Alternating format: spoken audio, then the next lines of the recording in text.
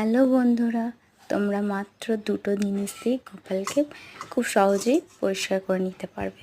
1 গঙ্গা মাটি, 2 মধু, 3 গঙ্গা জল। ফার্স্টে গঙ্গা জলটাকে গঙ্গা মাটির উপর দিয়ে ভালোভাবে মিশিয়ে নিতে হবে।